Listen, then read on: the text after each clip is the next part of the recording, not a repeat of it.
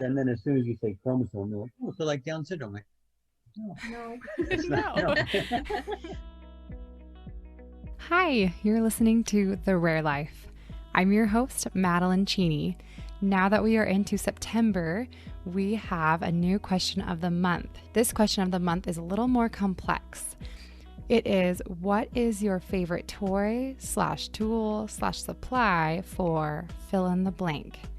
This could be for dwarfism, hearing loss, vision loss, autism, low muscle tone, trachs, etc., etc., etc. So when you go to fill out the question, there will be a field that you can fill in to tell us what category your favorite tool, toy, or supply is for. And so I think it'll be really great for us to be able to share what we have learned as far as things that have been helpful. And this will be also a great thing for us to go to, I think, for birthday ideas and Christmas ideas. So I'm really excited to see what you guys say. So head over to the website, therarelifepodcast.com, both to answer September's question of the month and to look through the answers from last month. This is episode 14, The Story of Miller. This is our first ever episode with both parents in the interview, and I really loved it. It was great to have both perspectives, and I'm hoping to be able to have that be more of the norm now so that this truly can be a podcast for both parents of children with rare conditions. Today we have Candace and Shawn talking about their son Miller. They talk about the challenges that come with having an 8-year-old with Angelman Syndrome, like navigating non-verbalism, sleep issues, and seizures. They also talk about the prospect of a cure for Angelman syndrome and what that would mean for them and Miller. Candace also shares about receiving Miller's diagnosis when he was almost 2 years old and while she was going through a divorce. Candace and Shawn have 5 children between them, Miller being the youngest. Shawn teaches English as a second language, and he also has a background in film. He created a beautiful mini documentary about their life with Miller. A link to that is in the show notes. His perspective of being a very inclusive and loving stepfather to Miller is really great. Candace is a labor and delivery nurse in Seattle, Washington, and Candace is my cousin, and we have enough age difference that I kind of admired her from afar.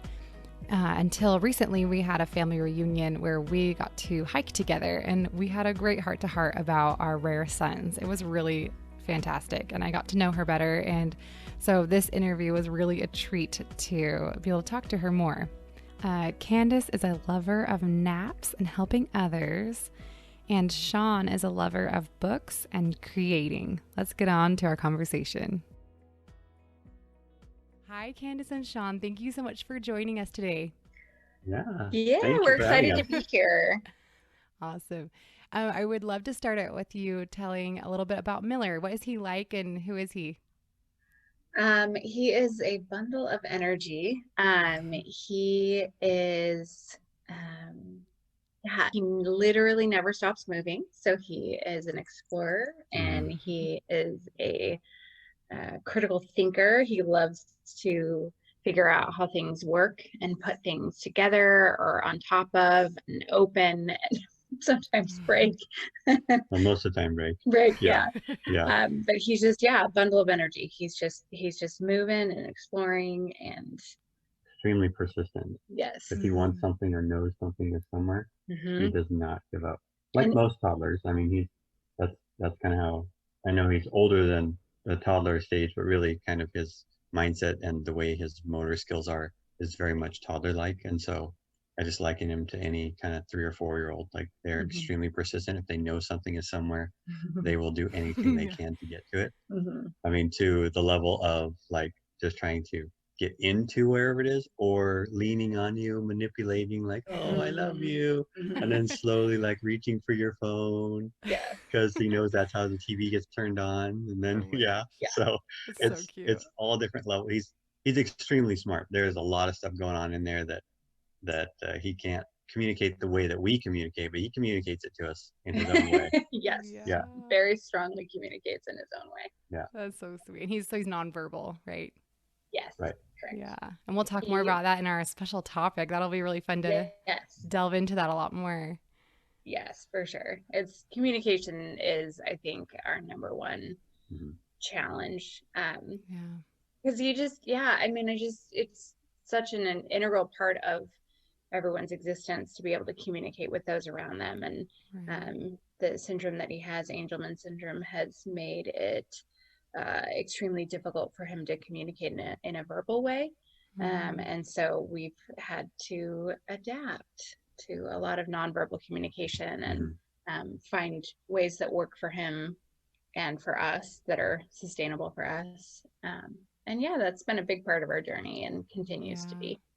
Yeah. Can you explain a little bit more about Angelman syndrome, at least in his case, like Miller's Yeah. Angelman syndrome? Right. So Miller has so basically he has a mutated copy of the maternal 15th chromosome. So how that manifests itself is children with Angelman syndrome are very happy. That's one of the diagnostic kind of Oh. criteria for them. It used to be Angelman syndrome used to be called happy puppet syndrome, which no one in our community really likes anymore because it's kind of um, not the nicest of ways to describe it. But the reason they called it that is that children with Angelman syndrome are pretty much always happy, laughing, clapping, and they tend to walk with their hands up. And so they look like a happy little puppet. Oh, is how interesting. yeah. And that's actually, so Angelman is the name of the doctor that discovered the syndrome. And Okay. so we do, like in the community, tend to call them our angels. But they can be little stinkers. So just because they're not angelic all the time, but it is kind of a cute, it's a sweet way to think about our kids to call them angels. And it's not because they're angelic, it's because Dr. Angelman is who discovered the syndrome. Yeah. So Miller himself is quite a rare genetic mutation of Angelman. So Angelman itself is 1 in 20,000 live births that we know of. And there are myriad of ways that Angelman can happen. 70% of kids are a deletion, meaning a large chunk of the 15th chromosome is missing. And for Miller, he, like I said earlier, is a mutation. And the particular type of mutation he has, there's about 10 kids in the entire country that have his type of mutation, which is interesting. So there's a boy in California who has the exact same mutation as Miller. So that's kind of interesting. And he's a little bit older than Miller. And so that's, kind of cool to see maybe where Miller will end up. But as we all know, genetics is only part of anyone's journey in life. And so, who they are. It's just kind of interesting because, I mean, Angelman is very much a spectrum kind of syndrome. And so Miller, in the scheme of things, would be moderate to higher functioning. Some kids with Angelman that have larger deletions are wheelchair bound and tube fed and very severely impacted, whereas Miller is more functional than a lot of Angelman kids. And so we feel really, really blessed with that. Like one of the issues with Angelman syndrome is that 90% of children that have Angelman end up having seizures, and they can be very, very difficult to treat. And so a lot of families really struggle with that aspect of Angelman syndrome. And we've been very blessed that he does have seizures. He does have a type of seizures called atonic seizures. They're also commonly known as drop seizures, which he started having when he was 3. But luckily, we've been super blessed that Keppra is a common seizure medication that's worked really well for him with minimal side effects. And so his seizures are very well controlled. So we're super grateful for that, because a lot of kids with Angelman have very dangerous and life-threatening seizures that are really scary. So we're very, very grateful for for Miller's seizure activity being able to be well controlled. And some children actually outgrow them over time, and we don't know exactly why. That aspect of Angelman is what it is, but so we're hoping that someday he'll be off the medications, but they work fine and he doesn't have side effects, so it doesn't really stress us out too much. We just see a neurologist once a year to make sure he's on the right dose, and otherwise we're pretty good with that. Yeah, he may be, gosh, it's been years since he's had one. Okay, Sometimes when once in a while if he gets sick, but they're extremely tired. Right. Yeah. So that's one thing about Angelman syndrome that is difficult, is that our kids don't sleep like normal children. So it's not uncommon for kids with Angelman syndrome to sleep 2 or 3 hours in a 24-hour period. Sometimes they'll go days without sleeping. Which is extremely, extremely difficult. Yeah. And again, we don't know why. They just have this very excitable neurological system that leads to their hyperactivity and also makes it extremely difficult for them to sleep. So what does that look like for you guys? Like on a daily basis? That sounds really difficult. Yeah, it is. We have done a lot of good, we have a really good setup, I guess I would say. Now with Miller, we've kind of streamlined everything. I think the things that we've learned through our journey is good sleep hygiene. So what that looks like is he goes to bed at the same time, he gets up at the same time. His sleep environment is very low stimuli. There is like a blanket, a pillow, and then he's also in an enclosed sleep space. So that in and of itself is quite the journey, because our insurance company literally told us that Miller's safety is not a medical need. And wow, that must have been fun. And that's part of special needs parenting, is really fighting and advocating for your child. And it's I think one of the most frustrating aspects of being a special needs parent. Well, and being the special needs parent of a syndrome that isn't as well known. Like if we said he had autism, then people are like, oh, but and I think insurance and stuff are probably a little more, because there's a larger group that have that. There's been more advocates throughout the years for that particular word. Whereas if you say Angelman, they're like, okay, like, are you trying to trick us? Like, it's just how insurances work. But and in other people too, you say he has Angelman, and there's some people will be like, so that's like autism? It's like, or not autism, but that's like Down syndrome. It's like, no, it's no. Something. And then as soon as you say chromosome, they're like, oh, so like Down syndrome. Like, no. No. But people try. I mean, that's part of having a child that has a disability, is I think people just try to make sense of your child. And when it's something they're unfamiliar with, I think it's easier for them to kind of want to categorize your child. So calling, and I've learned, actually, I have read this article about how the term special needs has been used a lot, and that it's kind of almost getting this negative connotation. Oh, sure, everyone's kid is special needs. Was kind of what the article was saying that some people are starting to do.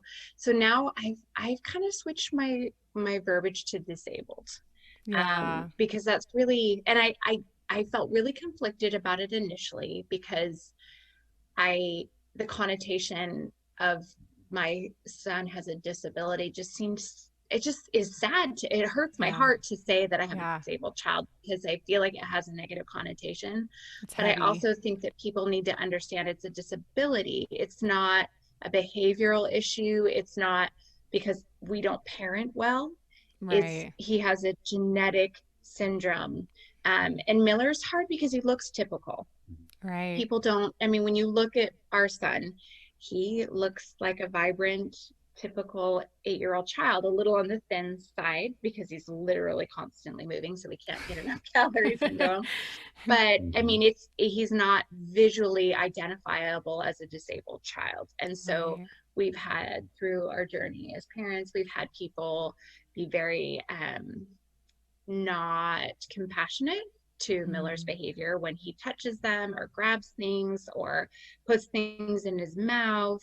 They, can get a little, like checkers at the grocery store. So I tend not to take Miller to the grocery store, partly because it's my sanity, but especially so tall currently. Right. Like even in the cart, you can almost, if he leans over, he can almost reach both sides, and you can put him in the middle of the aisleway. So get him so tall. So it just becomes a logistical problem. Right. But with sleeping, it's like like you said, we have hardly anything in his bed, and he has an enclosed bed. So once we put him in his bed, and he has room to move around, but he can't get out, and he doesn't get out to play. It's not like a normal bed where he just like, okay, and then he just lays there because he's not going to.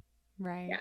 So it's an enclosed safety bed, and a lot of it is to try to get him into a situation that has very little to zero stimuli. And then 2 is just for his own safety and for our own sanity, so we can sleep and feel that he's safe and he's not in there climbing on top of the bed or getting on his shelves or opening the window and who knows what. I mean, the older he gets and the stronger he gets and the bigger it becomes a bigger and bigger and bigger concern. And so he's in an enclosed safety bed, and that's what works for us. We hear him in there making noise and stuff. We can see him on the security cams on what he's doing, but for the most part he'll just wake up and mess around and jump around, and then he'll go back to sleep, and then he'll wake up later and go.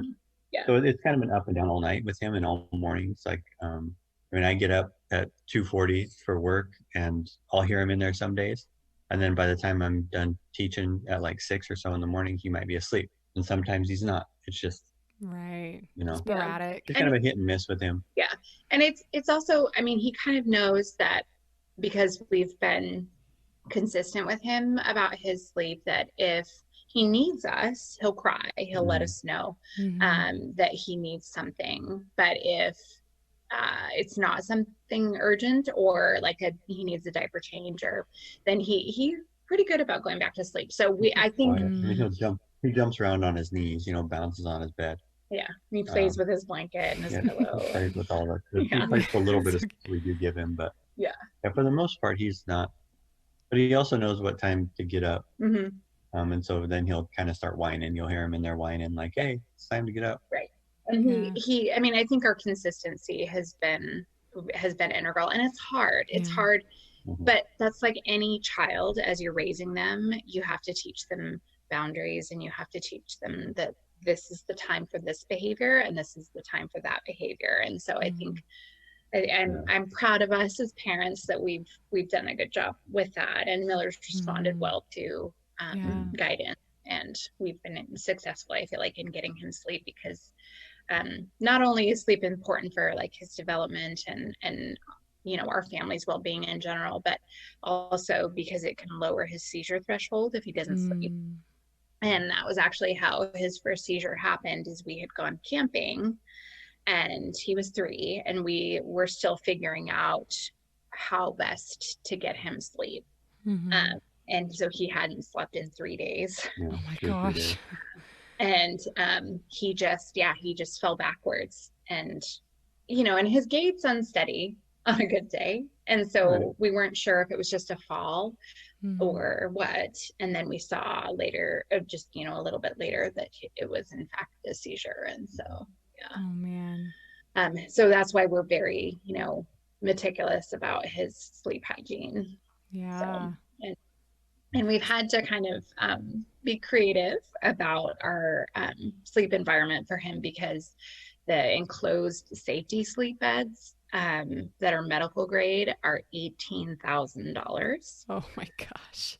And like I said, my insurance company and actually Medicaid does not feel that his sleep or the sleep environment is a medical necessity, which I've tried to argue, but for years that they.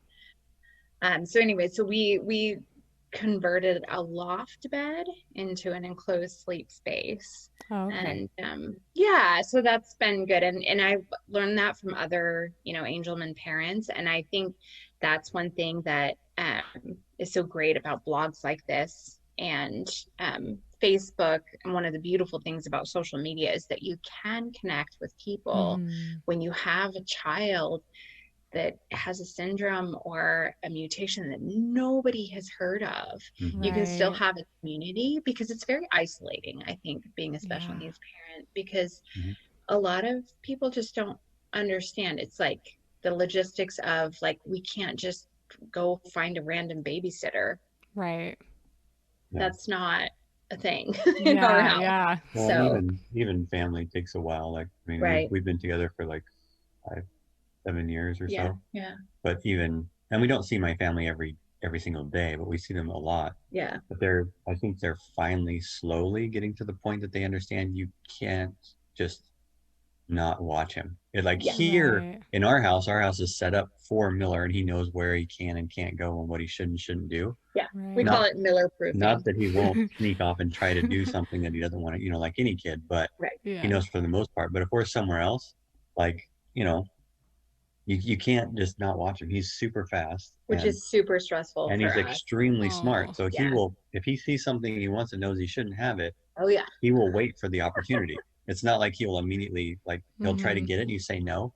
He'll just kind of mingle around and wait for you not paying attention, and then he'll grab it and ride in your, So it's but like, even family trying to be like, you have to watch him. Yeah, okay. No, you don't understand. Like, you have to watch him. Right. Yeah. Like, and then we feel bad when he, when he ruins, breaks something, or, scoops a dish onto the ground and the baked cookie, whatever it might be. It can be kind of hard and then it also, I mean, we really can't go out very often. So we really try to like have our friends come over to our house, but they also have young kids. And so a lot of times I think, it's led to some social isolation.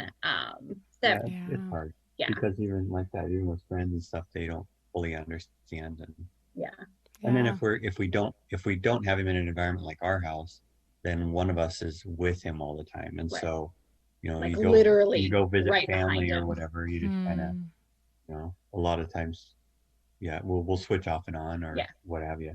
Try to take turns. Like, one person is always playing with Miller and the other person's visiting, and then vice versa. And that's and I know it probably makes friends feel kind of awkward. Friends and family feel awkward. Like, one of us is ignoring them, but that's just not what it is. Right. And I think they kind of feel like, well, just let him, if people aren't familiar with They're like, him, well, there's a toy room, just put him in there. Well, you can't do that. No.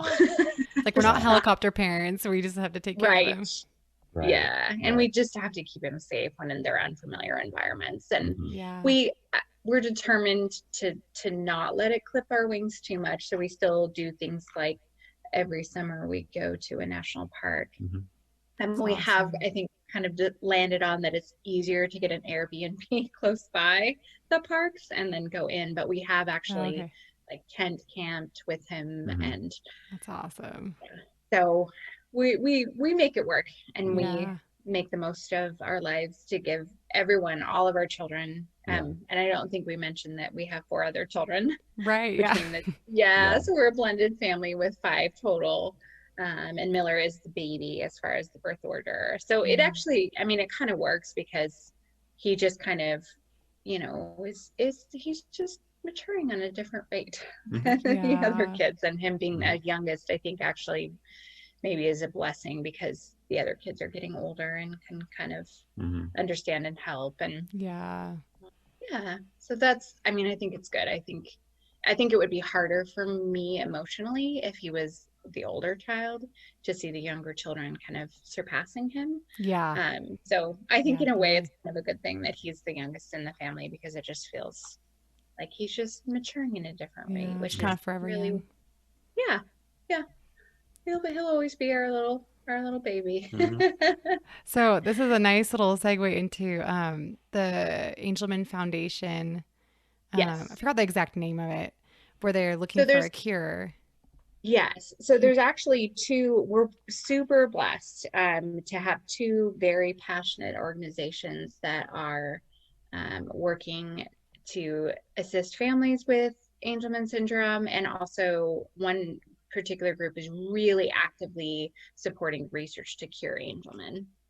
So because we know it's a genetic syndrome, and we know it's one very specific malformation formation of the 15th chromosome, it's pretty amenable to research into a potential cure. And in the 90s, they were actually able to cure it in a rat model. Oh, wow. And so, yeah, which is super exciting. And so there is a lot of hope in the future for a cure for children like Miller. One of the ways that there's a potential for a cure is to turn on the paternal copy of the gene, which is undamaged. Wow. Yeah. So there's both the Angelman Syndrome Foundation, and then Foundation for Angelman Syndrome Therapeutics is run by Paula Evans out of Chicago. And she is this very passionate mama bear who is trying to find a cure. And so that has been their relentless focus, is on curing. Of course, as a parent with a child, I would love for him someday to be able to have functional communication and a job and children, a family. As things stand right now, he'll need lifelong care. And that's scary as a parent to think that when I'm gone, my children will need to help take care of him and make sure that he's well taken care of. And, you know, retirement planning, I have to, we have to plan not just for ourselves, but also Miller's future. And so it's pretty daunting. It's daunting to think that that Miller will have these immense needs that will continue even when we're gone. So the idea of a cure is very tantalizing, and we're just hopeful for that someday. And they're doing research this year. They just started a phase 1 trial for an actual cure. And so it's a pretty invasive thing that the medication would need to actually go in the cerebral spinal fluid. So the children would need to have spinal taps. And so that's a little daunting for a parent whose child never sits still. But you know, it's phase 1, so it's going to be probably 8 to 12 years before we really have a good sense of whether it's going to be helpful. Interesting. I'll put a link to in the show notes to those 2 foundations in case people are interested in donating and supporting that cause. Yes, that would be wonderful. Yes. Yeah. And I was wondering, when you think of Miller being cured of Angelman syndrome, how do you feel? Like, I'm sure you've thought about, you know, what that might be like. How do you feel like your relationship with him would evolve? That's a really good question. I mean, I think for me, I desperately want to know him. I think I know him. I think I know, you know, his nonverbal communication with me, his physical touch. I would love to be able to know what his favorite food is. I mean, we just base it on what does he eat the most of when it's in front of him. But I would love to be like, buddy, do you like Alfredo pasta? We think that's what you like, but is that your favorite? Like, is there something else that you like better? You know, just to be able to talk to him about his frustrations, to be able to talk to him about his dreams, to be able to talk to him about what scares him. And well, and for him to, I mean, it's kind of our relationship, but more just his well-being is for him to be able to have friends. Right. Like, we think we know who his friends are at school. I mean, there's certain kids that, like, when you drop him off and they get off the bus, he's excited to see him. Yeah. But, you know, is that person he would pick as a friend? Because it's, you know, that's another part of it, is that you just never know if they really have friends. Yeah. And, you know, what that's like. And he doesn't go to birthday parties. He doesn't, you know. So I guess, you know, the most of what we're saying in relational wise comes down to communication. That's kind of that's what I'm most excited about. Yeah. If there is a cure, is that then he can actually better communicate with us, and not just communicate like, I want that, I want this. Look, it's sunny outside, or I want to ride the bike. But communication, like, you know, how was your day? It was fantastic. Like that other level of communication, not the very remedial level of communication. I want this, I need this, I don't like this, I like this, to the next level of, you know, I really like to go for bike rides, or I don't want to do that right now, or I Like had more a of a good day at connection. school, or Yeah, a yeah, deeper connection that it's I think that we long for. it's Yeah. that's the part. And I think the toughest part with it, and this is probably just what I always think about being a teacher is that, and then a teacher of language is that I think he has all of the information inside. So if we cured it and unlocked that, there would still be a large learning curve of him getting the motor skills to make the sounds for us to understand the words. So I think the Right. vocabulary is there because you can tell him to do something and he knows what you're talking about. Like if you tell him lay Okay. down, he'll lay down. He recognizes words and he understands what Yeah. you're saying. But for him to regurgitate it, that learning curve would be pretty steep.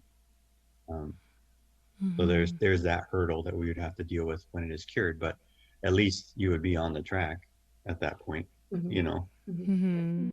Um, I would love to go back to when you first recognized that something was different about Miller. So when you first got his diagnosis and that whole journey. So Miller, I knew something was different with Miller as soon as he was born.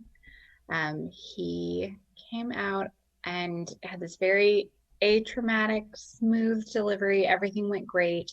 He just went skin to skin and screamed for 4 hours straight. Oh He my was gosh. completely inconsolable. And I, being a labor and delivery nurse, I was worried that he like broke a collarbone or like, what's wrong? Like something has to be really wrong, and Mm-hmm. the pediatrician said, no, he's just kind of a fussy baby and, it's okay. And then as an infant, he would cry on average about 20 hours a day. I started keeping logs to really quantify Oh for my the gosh. doctor because I think I have compassion for doctors because they hear that's such a common complaint that a lot of Yeah. new parents come in saying is my baby cries all the time. Yeah. And it was my third baby. I'm a labor and delivery nurse. Mm-hmm. And so I felt like I knew babies. I knew, Right. and so something was just fundamentally different with Miller, and he was um, fussy in a way that was not normal. Right. Uh, and so that lasted, he would only ever sleep 45 minutes at a time. I mean, I could set a timer to it. Mm. Um, and then it got a little better when he was about 2 months old, but they were concerned because he wasn't gaining weight like a typical baby. Oh, Uh, interesting. and he was difficult to feed. I had breastfed my other children and I'm also an international board certified lactation consultant. So I knew what was normal and what wasn't. And he was Yeah. very coordinated and really struggled to nurse. So Mm. that was scary. And they, were telling me to give him formula. And I'm like, I'm not going to give him formula. That's not the issue. Yeah. Um, and so, they were kicking around failure to thrive diagnoses and things of that nature. But we did, finally figure out how to get him to transfer and milk. And, we were able Mm-hmm. to kind of get things settled and he was doing okay. But I, from day one, knew that something was different about Miller. And so, and I kept, telling our doctor my concerns. And he's like, well, I see what you're saying, but there's not enough here to test. There's, it's just this Oh. global delays. And, Mm-hmm. um, he wasn't gaining weight. And so, it was just kind of like, let's just wait and see. Okay. And it's funny because again, just like people, I think, want to categorize your child as something like whether it's autistic or something that they can really like wrap their head around. I think Mm-hmm. there was a lot of, oh, he's just your third baby. You hold him too much. You don't hold him enough. You don't do this. You should do that. Oh, well, I didn't talk till I was 6 and I'm just fine. So there was a lot Right. of people around me just kind of minimizing and trying Oh, to wow. normalize what we were experiencing. And I found that very frustrating. I'll be honest. I found it very frustrating, and like people were being dismissive. And in hindsight now, I understand that they were just, it makes people uncomfortable when you have this kind of unknown with your child. And so they just want to make it okay by saying things like, oh, well, that's normal. That's fine. Yeah.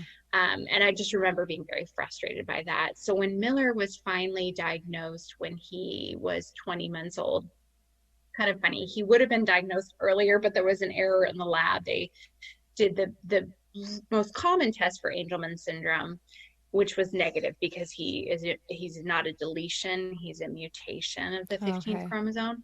And so there was about a 4-month delay in diagnosis because of that. So we had gone to the neurologist, and the neurologist was very confident that he had Angelman syndrome based on his appearance, based on our complaints and concerns. And I remember that first appointment with the neurologist at Children's in Seattle, and she had rattled off all these things that she was going to test Miller for. And she just kind of, as an aside, and we'll test for Angelman syndrome. And I remember Angelman sticking with me because everything else was like polyethylene glycol, blah, blah, blah, blah, blah, like all these words that I was like, meh. And then Angelman syndrome. And so I remember that first appointment. I came home afterwards and I was like, oh, what was some of the stuff she said? Oh, yeah, that Angelman syndrome. And I remember going to the ASF, the Angelman Syndrome Foundation website, and just sobbing, looking, because I knew that's what he had. I mean, I was looking at the children on the website, and they do, I think the website at the time had more of the severely impacted children kind of in like the clips and such. And so that just was really gut wrenching to me, because at the time, he was only, I think, 16 months old about when we first went to the neurologist. And to think that was my child's future was really, really hard. Yeah. Because they were talking about how they're nonverbal and most don't walk and are, tube fed and seizures. It was just very overwhelming. But there was just some visceral part of me is like, that's what he has. And I remember just sobbing. Well, then the genetics came back 3 weeks later and they told us he didn't have it. Which was, I was like, oh, yay, not knowing that they needed to run the second test and that he didn't have a deletion. He just, and so it was later when we followed up at the genetics clinic that they ran the second test, and it was really hard. So my husband at the time, Shawn's not the biological father of Miller, but Miller's father and I were going through a divorce and we're separated. And I remember getting a call from the MA of the genetics clinic at 5:00 on a Friday night and being told in a very no nonsense way, so Miller does have Angelman syndrome, but the office is busy. We won't be able to get you in for 3 weeks. So the next nearest date. And so I dropped the phone. I'm sobbing. And the MA was just dumbfounded as to why I was having such a hard time with this. And she was like, are you okay? And I'm like, no, I'm not okay at all. And so I did, I followed up with the nurse practitioner after that point and just kind of begged them to deliver that kind of news in a different way.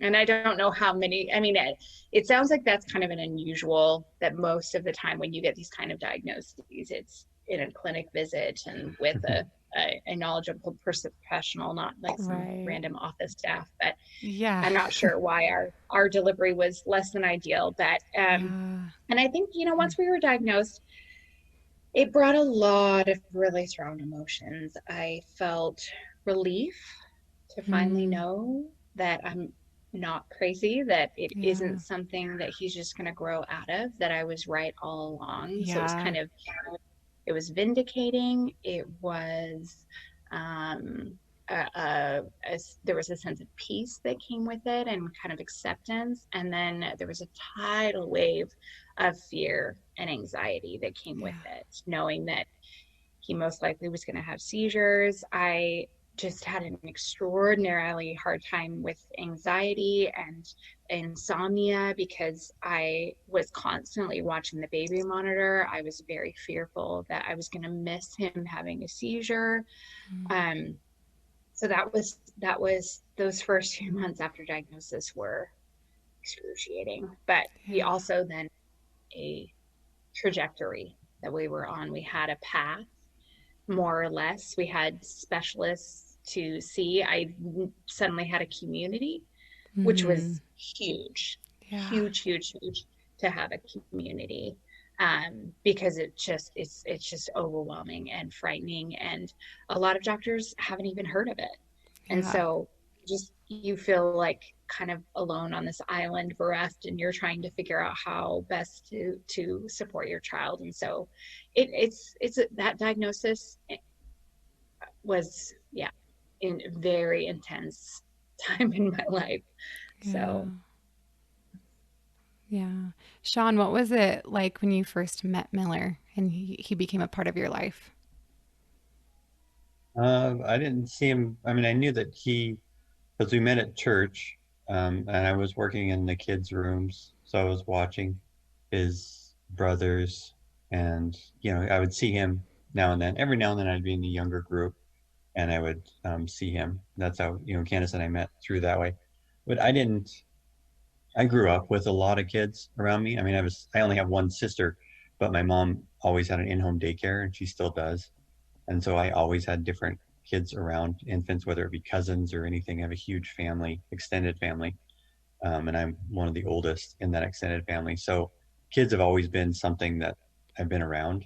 Um, and I knew that he was different, like there was something there, but it's never been anything that I've even really thought about. It's just like Miller is Miller, Mm. and you just have to. He's just a different. He's just different. I mean, every kid is different, and I just see him as another kid that's just different. It's not. Yeah. I don't know. It's never been an issue for me, which is Yeah. which is interesting. We went to a gala, which Fast has a huge gala where parents come every year in Chicago in December. We went 1 year, and they have researchers are there and talking about what they've done throughout the year and everything, and then they have this big fancy dinner and dancing and all this stuff. It's for parents, just the community to kind of come Mm. together. It's But I amazing. remember we weren't married yet.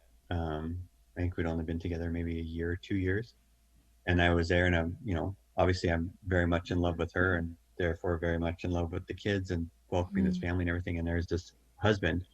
He was a bio dad to one of them, and subsequently he and his wife have been divorced. But like the entire weekend, I think we were there for 3 4 days. mm-hmm. Once he first met me, and it was early on, like every time he saw me, he was just absolutely dumbfounded that I would even choose, like why I wouldn't see that he had Angelman and just run the other way. Like Yeah. he couldn't wrap his head around it. And he's the bio dad to one, but Mm. he really struggled with that. And I've never even thought about it. Mm. Which It's has it's been such a huge blessing for me. I mean, Yeah. it's a wow. it's Yeah. just, I mean, all the It's diagnosis and amazing. everything that she was talking about, like I wasn't there for that. Mm-hmm. It was fairly, I mean, it only been diagnosed for shortly. I think we'd had maybe a year, I want to say, because he was 20 months when we got diagnosed. So So a lot of the learning has, we've kind of done simultaneously, and of Yeah. course of his growing Okay. and everything together. But, just, I mean, back to your question, I don't have an exciting answer. The exciting answer is he's just another kid that I love, and he's just different, and every kid is absolutely Mm. different. And I think, Mm. obviously, I think a lot of that has to do with just the talents that God has given me and the way that I view children. Yeah. Um, and I mean, I am a teacher as well, so I've taught third grade and seventh grade, and now I teach kids internationally. But he's just another kid, and just happens mm-hmm. to have what he has, and you just have to deal with it in a completely different way. Like Mm-hmm. you can't get fixated on that kind of stuff. Mm-hmm. Otherwise I think you get bogged down. If you Yeah. get too fixated on this thing that he has that makes him different, and then how is it different, and you get too fixated on it, you're just spinning your wheels and getting yourself frustrated. You just can't do that. Mm-hmm. Mm-hmm. Yeah. Yeah. Love that. Well, I'd love to wrap up with kind of your overall, your love for Miller from each of you. How much, I guess that's kind of what you just shared too, Shawn. But just, um, yeah, tell me more about how much you love Miller. So yeah, there is. Because I mean, we've been talking about the the disorder and everything itself, but they are a unique person, and they have their own personality for sure. I mean, I think if I could just like sum Miller up in a phrase or a word, I would just say joy. Yeah. I mean, he just is like this little ball of sunshine and joy. And everybody that he meets, he just, if they will give him the space and the, patience to interact with him, he just loves people and he loves interacting with people and he loves sharing things with you and showing things to you. And he's just this happy little ray of sunshine in everyone's life that he meets, and all his therapists and his teachers just love interacting with him because he is just a joy to work with. He, don't get me wrong, it's difficult because he, can be pretty obstinate and, he does not like to sit still. So when we're trying to do fine motor work or working on communication, he can get a little frustrated or restless. But I mean, he's just joy. He's just joy personified. He's just happy and silly and funny and has a very twisted sense of humor. He does. It's funny. He loves villains. He thinks villains in movies are hilarious. They're the best thing. They're the best thing. If anyone, if anyone cries in a movie, he thinks it's hilarious. Yeah. He laughs. The more sad the music, I mean, all those cues that filmmakers give you to know that there's the emotion you should be feeling. You should be feeling down or sad. He's over there just laughing. Yeah. So it's, I mean, which is kind of, it's kind of ironic, but he just loves everybody, and he wants to have physical contact with you, and he wants to hug you, and sometimes lick you or give kisses. He's very social. Yeah, and you can see social. Like his teachers and therapists and friends and family. Yeah. Like when he recognizes them, you can see his face light up, but they also, their face lights up too. Right. And even on Zoom calls, like, because we're not going to school right now, we have Zoom calls every week with his teacher and his classmates and stuff. And you can see he gets excited. They get excited to see him. Yeah. Yeah. He's a very social, very loving little guy. I love that. Well, thank you so much for sharing about Miller and your journey. Of course, with him. Our pleasure. You're welcome. Yeah. For photos of Miller and his family, as well as the mini doc about him, head to therarelifepodcast.com. Please share this podcast with anyone you know that could benefit from it. Let's spread the love. Don't miss episode 15 as Candace and Shawn share things that they've learned about communicating with their nonverbal child. See you then.